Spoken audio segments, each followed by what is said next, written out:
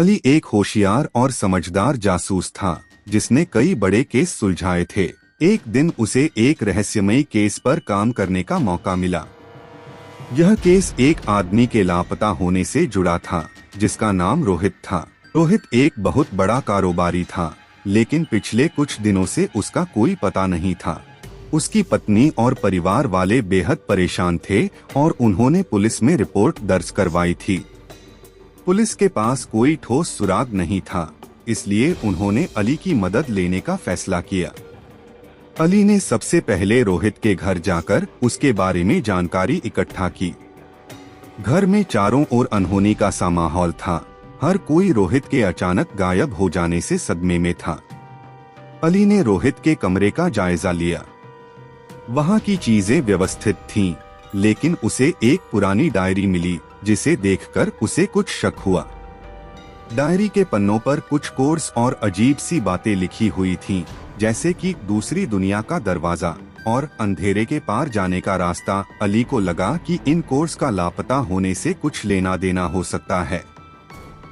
अली ने उन कोड्स को समझने की कोशिश की और खुद से बड़बड़ाया, लगता है रोहित किसी बड़े रहस्य को सुलझाने के करीब था। लेकिन क्या ये रहस्य उसे गायब होने तक ले जाएगा?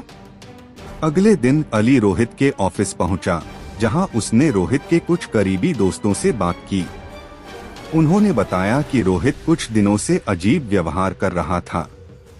वह हमेशा किसी से छिपकर बातें करता और अक्सर देर रात तक काम करता।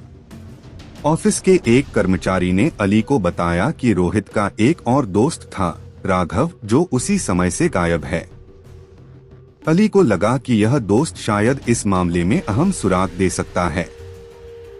अली ने राघव के घर जाकर वहां की तलाशी ली, जहां उसे एक पुरानी तस्वीर मिली जिसमें रोहित और राघव एक गुप्त स्थान पर खड़े थे।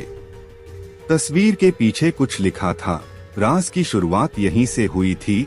यह देखकर अली का शक गहरा हो गया कि यह कोई सामान्य मामला नहीं था। फिर अली को एक सूचना मिली कि रोहित के लापता होने वाली रात को उसे आखिरी बार शहर के पुराने रेलवे स्टेशन पर देखा गया था। अली ने सोचा कि शायद उसे वहां से कुछ और सुराग मिल जाए। वह तुरंत रेलवे स्टेशन पहुंचा और वहां के सुरक्षा कैमरों के फुटेज की जांच की। फुटेज में रोहित किसी आदमी से गुप्त रूप से मिल रहा था, लेकिन उसके चेहरे को पहचानना मुश्किल था। अली ने फुटेज को धीमे धीमे देखकर उस आदमी की चाल और हाव भाव को ध्यान से देखा। उसे महसूस हुआ कि यह वही आदमी है जिसे उसने राघव की पुरानी तस्वीर में देखा था। वह आदमी राघव था। अब अली को यकीन हो गया कि राघव ही इस केस की असली कड़ी हो सकता है और शायद रोहित का गायब होना उसी की साजिश का हिस्सा है। अली ने तुरंत अपनी टीम के साथ राघव के संभावित ठिकानों पर तलाशी शुरू कर दी। काफी खोजबीन के बाद वे एक पुराने गोदाम में पहुंचे, जहां उन्हें कुछ संदिग्ध गतिविधियों के निशान मिले। गोदाम में चारों ओर पुराने कागज, रोहित के दस्तावेज और कुछ संदिग्ध सामान पड़े थे, लेकिन वहां रोहित का कोई नामो निशान नहीं था। अली ने उन कागजों को ध्यान से पढ़ा। उन पर कुछ गुप्त व्यापारिक सौदों का जिक्र था, जो काफी हद तक गैरकानूनी लग रहे थे। ऐसा लग रहा था कि राघव और रोहित दोनों ने मिलकर किसी गुप्त व्यापार में हाथ डाला था, लेकिन किसी कारणवश उनमें झगड़ा हो गया और राघव ने रोहित को गायब करने का षड्यंत्र रचा। अली ने फिर से फुटेज का विश्लेषण किया और गोदाम के सारे सुराग जोड़ने शुरू किए। आखिरकार उसे एक ऐसा दस्तावेज मिला जिसमें राघव ने खुद रोहित के खिलाफ सारे सबूत इकट्ठे किए थे। इन दस्तावेजों को देखकर स्पष्ट हो गया कि राघव ने ही रोहित को धोखा दिया था। अली ने राघव को पकड़ने के लिए एक जाल बिछाया।